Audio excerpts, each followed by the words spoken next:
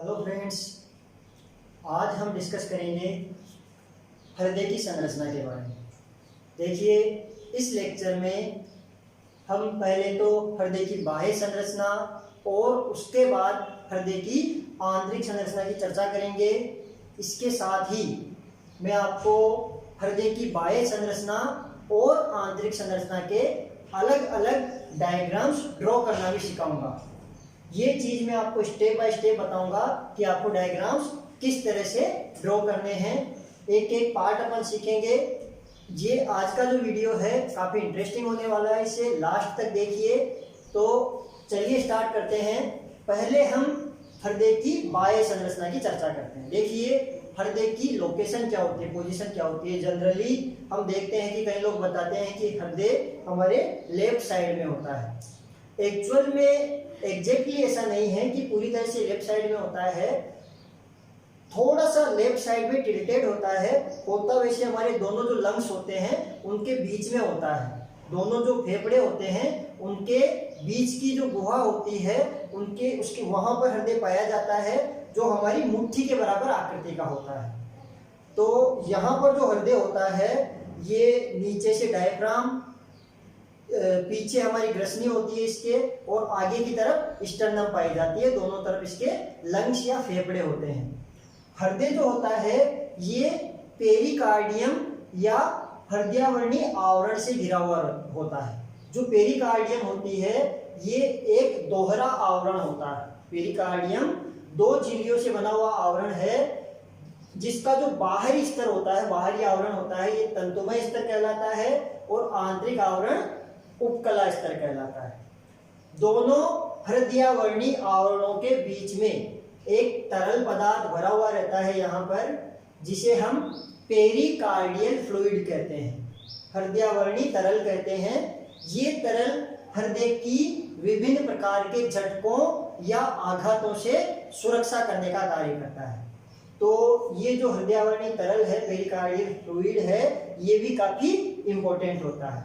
अब हृदयावर्णी जो आवरण होता है, पेरिकार्डियम जो होता है, इसके अंदर जो हृदय पाया जाता है वो भी 3 भित्तियों से सुरक्षित रहता है। भित्तियों का तिहरा स्तर होता है।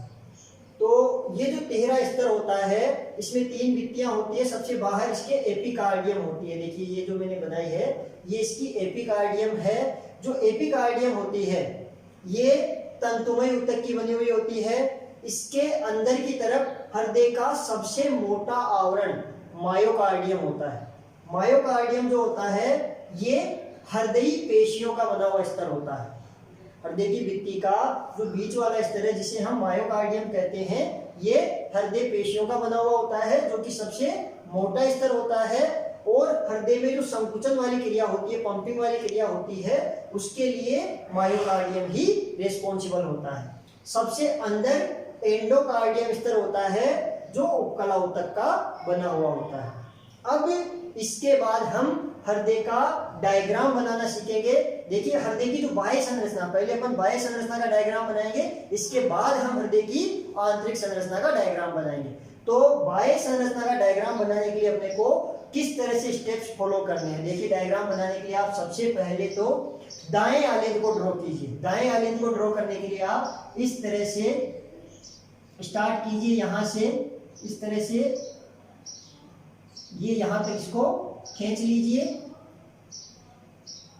इसके बाद में देखिए, यहां तक आपने ये कर लिया है। इसके बाद में आप यहां से जो दाई आपकी, इसको ब्लैक से बनाएंगे अपन, दाई जो कोरोनरी धमनी होती है। कोरोनरी धमनी क्या होती है? देखिए, हृदय की दीवार में भी रक्त की आपूर्ति चाहिए होती है। हृदय की जो वाल होती है उसकी कोशिकाओं को भी ऑक्सीजन चाहिए होती है, तो वहां भी रक्त की आपूर्ति करनी होती है। इसके लिए एक धमनी होती है जिसे कोरोनरी धमनी कहते हैं। इसकी 2 शाखाएं होती है, दाई कोरोनरी धमनी और बाई कोरोनरी धमनी। यहां से हम दाई कोरोनरी धमनी बनाएंगे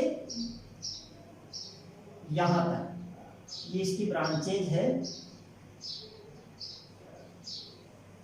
ये हो गई दाई कोरोनरी धमनी। ये इसको यहां तक आप मिला लीजिए, ठीक है।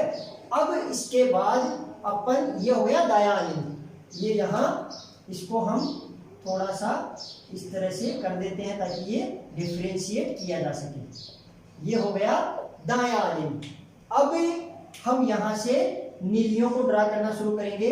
तो देखिए यहाँ से शुरू कीजिए, इस तरह से करते हुए, थोड़ा सा मैंने बताया था ये बाईं साइड में टिल्टेड होता है, तो इसको अपन बाईं साइड में यहाँ तक लेंगे। इसके बाद इसको ऊपर लीजिए, यहाँ तक बनाइए। यहाँ तक बनाने के बाद में अब अपन बायां नीले बनाएंगे। बायां नीले बनाने के लिए देखिए यहाँ से स्टार्ट कीजिए, यहाँ तक हो गया। आपने क्या किया, ये पहले दायां अलिंद बनाया, फिर यहाँ से नीले को लेते हुए, थोड़ा सा मैंने बताया था बाईं साइड में टिल्टेड होती है इसकी नोच जो होती है, तो इसको यहाँ तक लंबा लिया अपन ने, फिर यहाँ से ऊपर जाएंगे। अब यहाँ से अपन दायां नीले ड्रॉ करेंगे। दायां नीले ड्रॉ करने के लिए यहाँ तक इसको कीजिए, ठीक है। ये यहाँ तक अपन ने दायां नीले ड्रॉ कर लिया है। अब हम ये बायां नीले ड्रॉ कर लिया है। बायां अलिंद है ये। यहाँ से बाईं जो पल्मोनरी आर्टरी है, पल्मोनरी जो धमनी है, फुफ्फुसीय धमनी है, बाईं फुफ्फुसीय धमनी ड्रॉ करेंगे।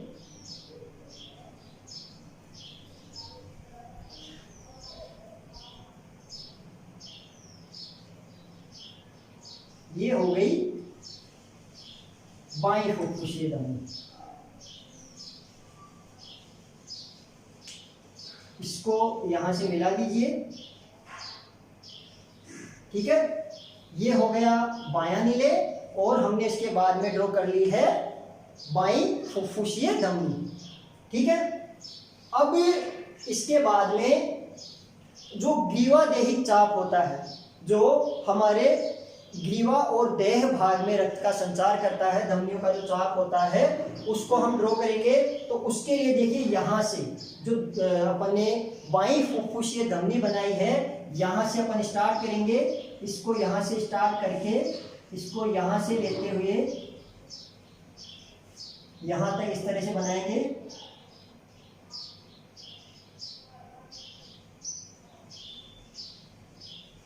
ये इस तरह से,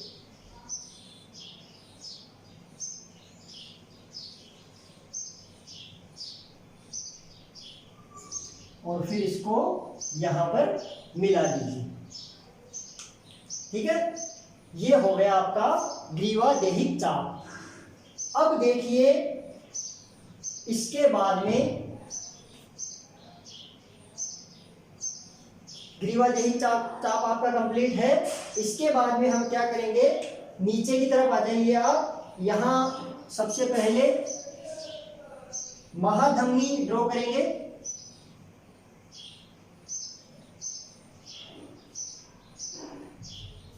ये डिसेंडिंग ऑल्ट्रा है और यहाँ असेंडिंग ऑल्ट्रा होती है। अब ये हो गई महाधमनी। महाधमनी के बाद अपन इसके पास में यहाँ पर निम्न महाशिरा ड्रॉ करेंगे,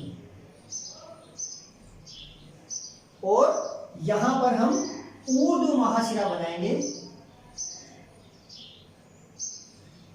ये हो गई है आपकी ऊर्ध्व महाशिरा।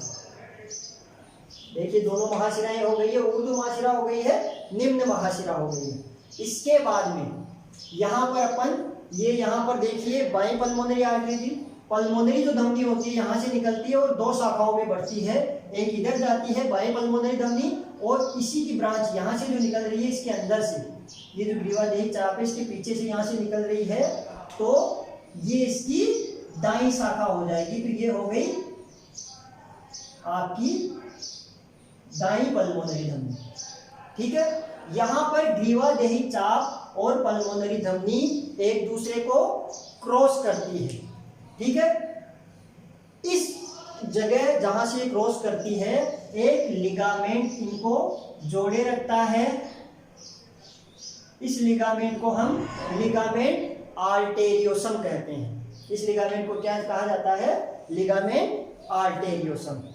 ये हो गई है आपके पल्मोनरी धमनी कंप्लीट हो गई है, उच्च और ऊर्ध्व और निम्न महाशिरा कंप्लीट हो गई है। इसके बाद अपन पल्मोनरी शिराएं, जो फुफ्फुसीय शिराएं हैं वो ड्रॉ करेंगे। देखिए शिराएं अपन रेड इंक से ड्रॉ कर रहे हैं। तो सबसे पहले अपन दाई शिराएं बना लेते हैं। दाई जो फुफ्फुसीय शिराएं हैं यहां से अपन बनाएंगे। ये हो गई दाई फुफ्फुसीय शिराएं। इसके पश्चात बाएं फुफ्फुसीय शिराएं ड्रॉ कर लीजिए। ये हो गई आपकी बाएं फुफ्फुसीय शिराएं। अब अपन ने यहाँ दाएं कोरोनरी धमनी ड्रॉ कर ली थी। अब अपन यहाँ पर देखिए बाईं जो कोरोनरी धमनी है वो ड्रॉ करेंगे। यहां से इसको स्टार्ट कीजिए और यहां पर आकर ये एंड होगी। ये इसकी शाखाएं हैं। ये हो गई बाईं कोरोनरी धमनी। ठीक है। अब लगभग आपके हृदय की जो बाह्य संरचना का डायग्राम कंप्लीट है। देखिए बिल्कुल सिंपल सा डायग्राम है।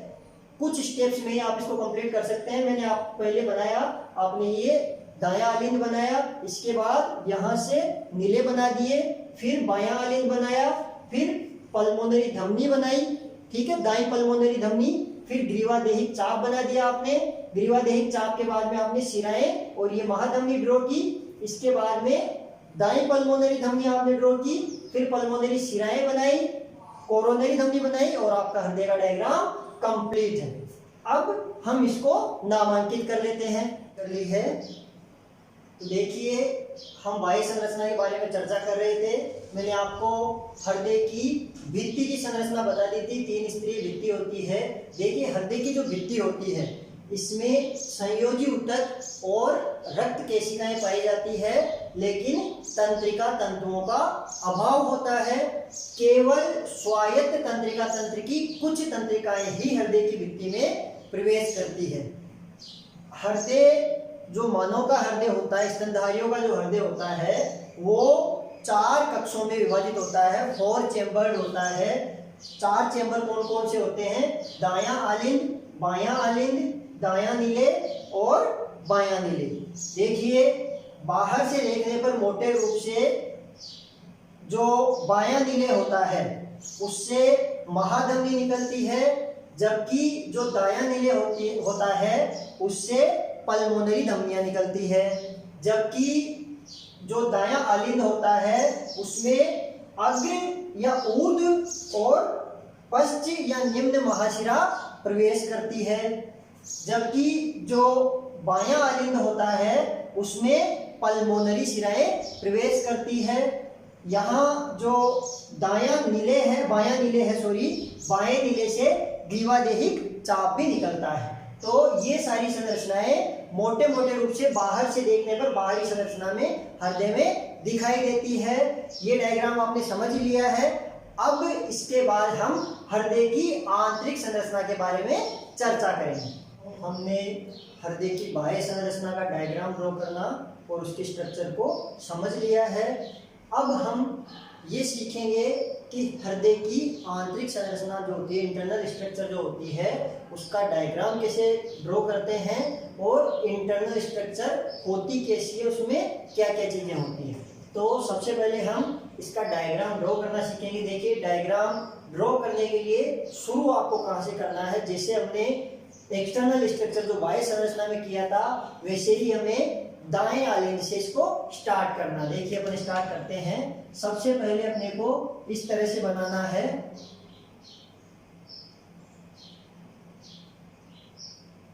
इस तरह से दायां आलिंद ड्रॉ कर लीजिए। ठीक है। अब इसमें अपने को इस तरह से डबल लाइन करना है। इस तरह से इसका कपाट भी दिखाने के लिए इसको इस तरह से नोच में बनाया है मैंने।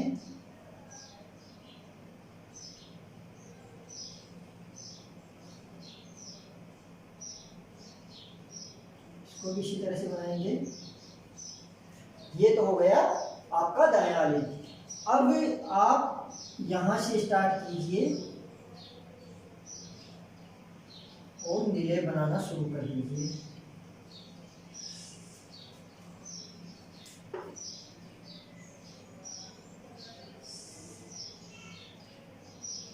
अब इसको आप ऊपर ले जाइए,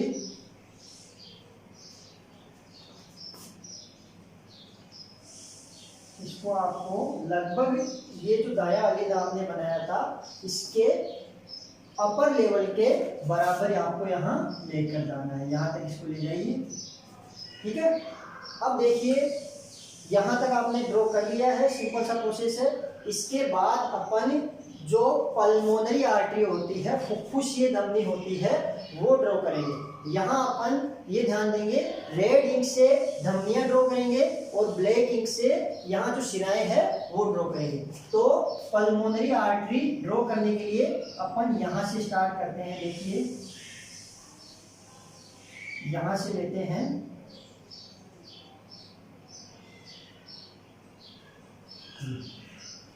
इसके बाद यहां तक बनाइए।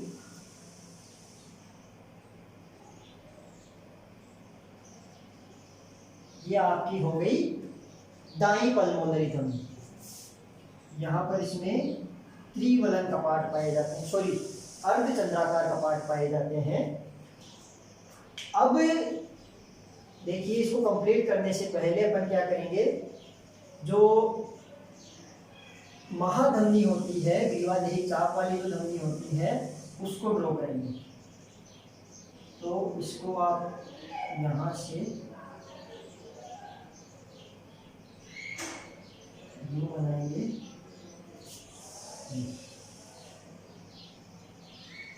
ये यहाँ से आ रही है,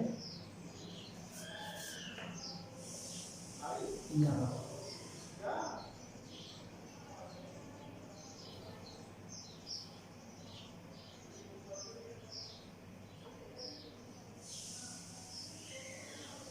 यहाँ से होती हुई ये आ गई है महाधमनी।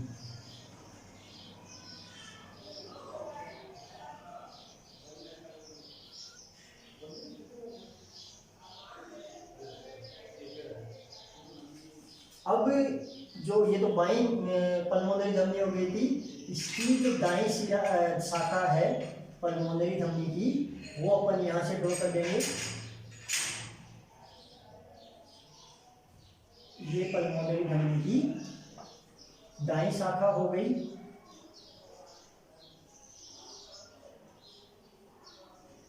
ये लीजिए, ठीक है। अब एक काम कीजिए, इस स्ट्रक्चर को यहाँ अपने को कंप्लीट करना है।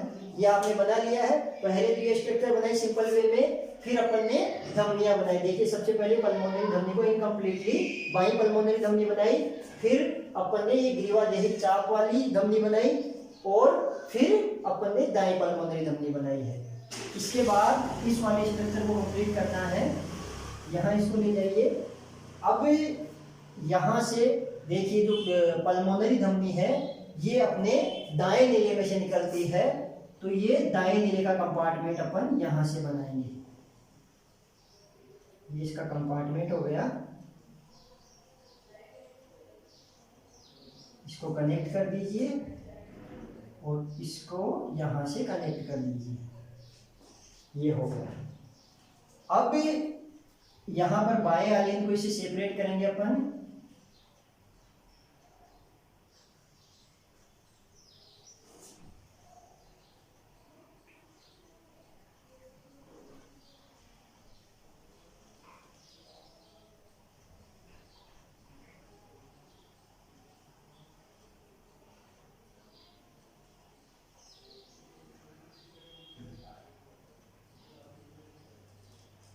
ये हो गया आपका बायां आलिंग और यह हो गया आपका बायां निलिंग। अब यहां तक हो गया है। अब अपन शिराएं इसमें ड्रॉ करेंगे। सबसे पहले तो आप अग्र या ऊर्ध्व महाशिरा ड्रॉ करेंगे। यहाँ पर यहाँ पाई जाती है आपकी ऊर्ध्व महाशिरा, तो ये इसको आप ड्रॉ कर लीजिए, ठीक है।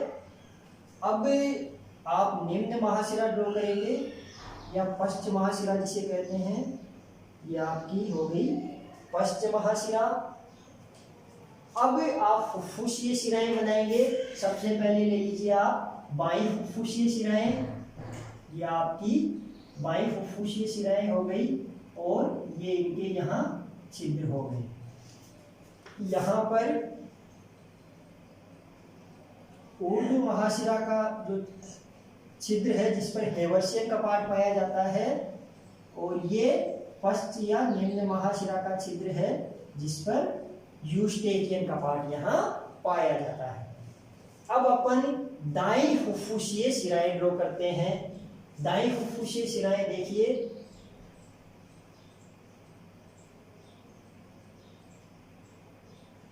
ये यहां से ये आ गई। अपने को पूरा इसको दिखाना है कि ये कहाँ से ओरिजिनेट हो रही है। तो आप जानते हैं दाई फुफ्फुसीय शिरा कहाँ जाती है, कहाँ खुलती है। दाई फुफ्फुसीय शिरा कहाँ खुलती है? दाई फुफ्फुसीय शिरा यहाँ जाकर बाएं आलिंद में खुलती है। फुफ्फुसीय जो शिराएं होती है ये शुद्ध रुधिर को बाएं आलिंद में लेकर आती है।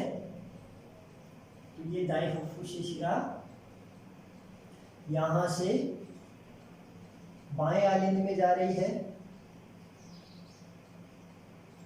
यहाँ पर ओपन हो रही है। ठीक है, ये हो गई आपकी बाई फुफ्फुसीय शिराएं। अब ये जनरल जो इसका आउटलुक है ये आपका कंप्लीट हो चुका है। अब यहाँ पर देखिए जो दायां आलिंद और दायां निले है इसके बीच में त्रिवलन कपाट, और बायां जो आलिंद और बायां निले है इसके बीच में द्विवलन कपाट होते हैं। इन कपाटों से जो निलियों की भित्ति होती है इनसे निकले हुए कुछ टेंडन्स जुड़े रहते हैं। ये टेंडन्स क्या करते हैं? निलियों की इन कपाटों को आलिंदों में पलटने से रोकते हैं। भाई ये इधर की साइड ही खुले, उल्टे उधर ना खुले, इसके लिए निलियों की भित्ति से जुड़े हुए कुछ टेंडन्स इनसे लगे रहते हैं जो इनको उल्टा खुलने से रोकते हैं, खींचे रखते हैं। ठीक है, तो ये अपन टेंडन्स यहाँ ड्रॉ कर लेते हैं।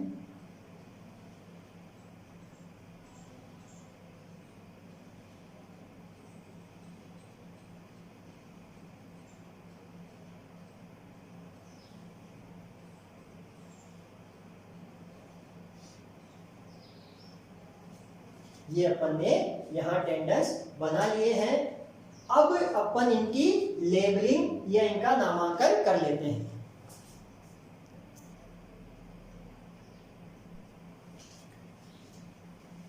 हाँ तो दोस्तों हमने इसका नामांकन कर लिया है। देखिए अब अपन हृदय की आंतरिक संरचना के बारे में चर्चा करते हैं। जैसा कि बाह्य संरचना में भी मैंने बताया था, जो स्तनधारियों का हृदय होता है वो 4 कक्षों में विभाजित होता है, 2 आलिंद और 2 निले। अब दोनों जो आलिंद है उनमें से एक होता है दायां आलिंद और दूसरा होता है बायां आलिंद। दोनों आलिंदों के बीच में अंतरा आलिंद पट पाया जाता है। इन दोनों के बीच में जो पट पाया जाता है उसे हम कहते हैं अंतरा आलिंद पट। अब ये जो अंतरा आलिंद पट है इस पर यहाँ एक अंडाकार सा गड्ढा होता है जिसे हम फोसा ओवेलिस कहते हैं। इस गड्ढे को क्या कहते हैं? Fossa ovalis. ये जो फोसा ओवेलिस होता है ये भ्रूणावस्था में इन दोनों के बीच में एक छिद्र होता है। इस छिद्र की वजह से जो दाएं आलिंद में रक्त आता है वो और बाएं आलिंद का रक्त मिश्रित हो जाता है, क्योंकि इस समय तक हमारे जो फेफड़े होते हैं वो सक्रिय नहीं होते हैं। जन्म के बाद ये बंद हो जाता है जिससे यहाँ अंडाकार गड्ढा फोसा ओवेलिस निर्मित हो जाता है। ठीक है, अब ये जो आलिंद हैं इनके बीच का पट बता ही दिया मैंने। आलिंदों और निलियों के बीच में भी एक पट पाया जाता है जिसे हम आलिंद निले पट कहते हैं। उस पट को कहते हैं हम आलिंद निले पट। अब जो निले होते हैं उन दोनों के बीच में भी एक पट पाया जाता है, सल्कस पाया जाता है जिसे हम अंतरा निले पट कहते हैं, जिससे ये भी दाएं और बाएं निले में बटे रहते हैं। बाएं निले की जो भित्ति होती है वो थोड़ी ज्यादा मोटी होती है जिससे इसकी गुहा सक्रिय होती है, जबकि दाएं निले की गुहा चौड़ी होती है। अब ये तो हो गई आलिंदों और नीलियों की बात। अब बात करते हैं इनमें कौन कौन सी, आलिंदों में कौन कौन सी शिराएं खुलती है और नीलियों से कौन कौन सी धमनियां निकलती है उसके बारे में। देखिए जो दायां आलिंद है, दाएं आलिंद में एक तो जो अग्र महाशिरा या ऊर्ध्व महाशिरा है वो आकर खुलती है यहाँ पर। जहां पर ऊर्ध्व या अग्र महाशिरा आकर खुलती है यहाँ पर एक इसकी जो झिल्ली में वलनों से बना हुआ कपाट पाया जाता है जिसे हम हेवर्सियन कपाट कहते हैं। इसी तरह से पश्च महाशिरा भी दाएं आलिंद में खुलती है। देखिए ये पश्च महाशिरा है, ये यहाँ दाएं आलिंद में खुल रही है, इसे हम यूस्टेकियन कपाट कहते हैं। ये जो कपाट होते हैं ये झिल्लियों के वलन से बने हुए रहते हैं। जो वलन नुमा झिल्ली होती है, जो बंद होने से, इसके वलन सिकुड़ने से ये बंद हो जाते हैं छिद्र, और फैलने से ये छिद्र खुल जाते हैं। तो अग्र महाशिरा तो शरीर के अग्र या ऊपर वाले भाग से रक्त को लेकर आती है, जबकि पश्च महाशिरा नीचे वाले भाग से, पोस्टीरियर एंड से रक्त को लेकर दाएं आलिंद में डालती है। इसी तरह से हृदय की जो भित्ति होती है, हृदय की भित्ति में भी कोरोनरी धमनी द्वारा रुधिर का संचार किया जाता है। मैंने बताया था आपको बाह्य संरचना में। तो वो जो रक्त वहां भेजा जाता है वो कोरोनरी शिरा के द्वारा लाकर दाएं आलिंद में डाला जाता है। तो दाएं आलिंद में सभी शिराओं द्वारा रक्त यहाँ लाया जाता है। फिर यहाँ से देखिए आलिंद और नीले के बीच में, आलिंद नीले से जिस छिद्र के द्वारा जुड़ता है, दायां आलिंद दाएं नीले से जिस छिद्र के द्वारा जुड़ता है वहां पर त्रिवलन कपाट पाए जाते हैं। ये जो त्रिवलन कपाट होते हैं, जब ये आलिंद दायां आलिंद पूरी तरह से भर जाता है उसके बाद ही ये ओपन होते हैं। प्रेशर के कारण, दबाव के कारण इस तरह से बंद रहता है, दबाव पड़ने से ये ओपन हो जाते हैं और रक्त दाएं नीले में आ जाता है। अब ये जो त्रिवलन कपाट होते हैं, देखिए टेंडेंस बनाए हैं मैंने, नीलियों की भित्ति से जुड़कर इसको बांधे रखते हैं, क्योंकि जब नीलियों में संकुचन होगा तो रक्त का इसमें दबाव बढ़ता है, तो ये कपाट इधर उल्टे उलटकर आलिंदों की तरफ खुल सकते हैं जिससे रक्त वापस आलिंदों में चला जाए। तो ऐसा ना हो इसके लिए ये टेंडन इसको इधर की तरफ खींचे रहते हैं, प्रोपेलर की तरह खींचे रहते हैं, जिससे ये इधर उल्टी दिशा में ना खुले और इसी दिशा में खुले। ठीक है। अब त्रिवलन कपाटों से होता हुआ यहाँ से रक्त यहाँ आता है दाएं आलिंद में, अशुद्ध रक्त जो यहाँ शिराओं द्वारा एकत्रित किया गया है। अब देखिए दायां जो आपका नीले है इसमें से फुफ्फुसीय धमनी निकलती है। यहाँ से देखिए फुफ्फुसीय धमनी दाएं नीले से निकल रही है। ये जो फुफ्फुसीय धमनी निकलती है इसके ओपनिंग के ऊपर जहाँ से ये नीले से निकलती है यहाँ पर अर्ध चंद्राकार या सेमी लुनार वाल्व पाए जाते हैं, कपाट पाए जाते हैं। ये अर्ध चंद्राकार जो कपाट होते हैं ये नीलियों से तो रक्त को इसमें जाने देते हैं लेकिन इससे वापस इसमें नहीं आने देते हैं। ठीक है। तो यहाँ से दाएं नीले से फुफ्फुसीय धमनियां निकलती है जो आगे जाकर दो भागों में विभाजित हो जाती है। बाएं धमनी बाएं फेफड़े में रुधिर लेकर जाती है और दाएं फुफ्फुसीय धमनी दाएं फेफड़े में रुधिर लेकर जाती है। ये रुधिर को लेके जाएंगी। इसके बाद में फेफड़ों में फुफ्फुसों में रक्त शुद्ध होकर वापस फुफ्फुसीय शिराओं द्वारा, बाएं फुफ्फुस में जो रक्त गया है वो बाएं फुफ्फुसीय शिराओं द्वारा बाएं नीले में बाएं आलिंद में डाला जाता है और दाएं फेफड़े में जो रक्त ये लेकर गई है इसको भी दाएं फुफ्फुसीय शिराओं द्वारा बाएं आलिंद में डाला जाता है। तो फुफ्फुसीय शिराएं, दोनों तरफ की जो शिराएं होती है ये आकर कौन से अंशीय शिराएं बाएं आलिंद या लेफ्ट एट्रियम में आकर खुलती है। ठीक है। अब यहाँ पर आकर ओपन हो गई है। इसके बाद में रक्त यहाँ जब भर जाता है, दबाव यहाँ रक्त का बढ़ जाता है तो यहाँ से प्रेशर के थ्रू जो बायां आलिंद और बायां नीले होता है इसके बीच में जो छिद्र होता है इसके ऊपर भी एक कपाट पाया जाता है जिसे हम द्विवलन अथवा मिट्रल कपाट कहते हैं।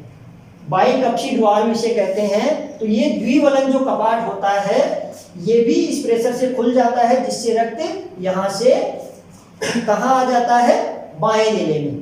अब बाएं नीले में रक्त आ जाता है तो इसमें कोई समस्या, जब ये संकुचित होगा तो वो कपाट उल्टा खुल सकता है, लेकिन ये भी टेंडेंस के द्वारा बंधा हुआ होता है जिससे ये उल्टी दिशा में ना खुले। अब यहाँ पर रक्त भर गया है, जब नीलियों में संकुचन होता है तो रक्त देखो यहाँ से महाधमनी निकलती है। ये महाधमनी के ऊपर भी अर्धचंद्राकार का पार्ट पाया जाता है जो रक्त को वापस धमनी में से नीले में नहीं आने देता है। तो इस कपाट से होते हुए रक्त महाधमनी में चला जाता है जो हमारे शरीर के सभी भागों में रक्त की आपूर्ति कर देती है। तो ये हो गई दोस्तों हृदय की कंप्लीट आंतरिक संरचना। इसमें मैंने आपको सारी चीजें हृदय की बिल्कुल शॉर्ट और स्वीट तरीके से बता दी है, बिल्कुल इजी है समझने में। डायग्राम की प्रोसेस भी मैंने आपको बताई, डायग्राम इस स्टेप बाय स्टेप आप बनाओगे तो इजीली बहुत अच्छा डायग्राम आपका बनेगा। इसलिए इस वीडियो को पूरा एंड तक देखें और इसकी पूरी डिटेल स्ट्रक्चर को समझने का प्रयास करें। आगे के जो फर्दर लेक्चर्स आएंगे उसमें मैं आपको इसकी फिजियोलॉजी जो है, हृदय की जो कार्य प्रणाली है, कैसे ये काम करता है, उसके बारे में पूरी विस्तार से समझाऊंगा। धन्यवाद।